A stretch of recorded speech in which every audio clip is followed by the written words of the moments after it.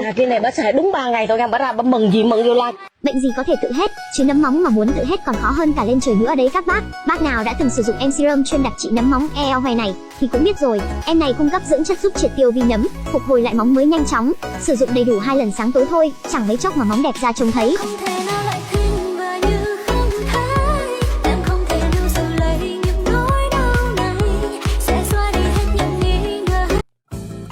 Here in the cabin, it's like a gentle June morning.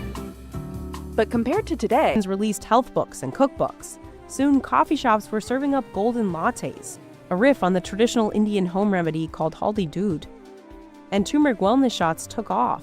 COVID created a mass market for these products. Previously, it was more of a niche market. During the pandemic, people began experimenting more cooking at home and were drawn to bright-colored turmeric dishes on social media.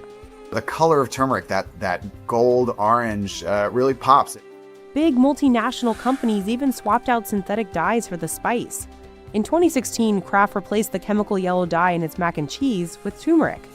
That same year, General Mills replaced some of the synthetic colorants in Trix cereal with the spice. But after uproar from consumers over the less vibrant colors, the company reintroduced the chemically colored version. An extract of turmeric even gives sweet tart ropes their hue.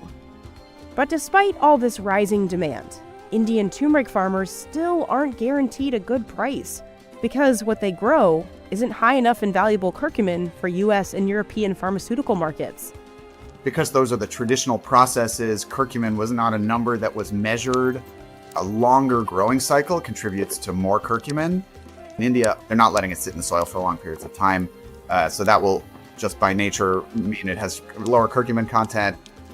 Plus, the hot water farmers boil it in also likely lowers the content of the compound. We are not able to meet more than the 10% of the global demand for high curcumin content, which is actually used by the pharmaceutical and nutraceutical industry. All of these challenges have left some farmers like Ashok earning just 50 cents a pound for their roots.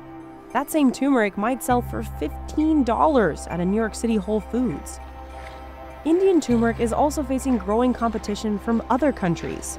Countries that did not produce turmeric before are now coming up with production, like Fiji is now coming up with production.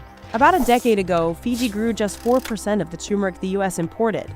Now it makes up to 25%. Over the same period, India's export share dropped by more than 8%. Unlike in India where it's cultivated on farms, in Fiji, the turmeric grows wild. We have been collecting our turmeric from villages up in the foothills of Fiji. So they're fairly remote and they don't really have any other source of income. Tahu Hikuroa and his friend founded Island Magic Fiji to help locals make money off of the abundant turmeric. Because it's wild, villagers don't treat it with pesticides or fertilizers.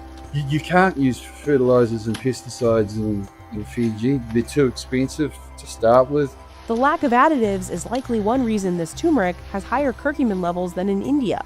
The turmeric was brought here over 100 years ago and it's been sitting in the soil just regenerating year on year on year on year. That has naturally just allowed those curcuminoids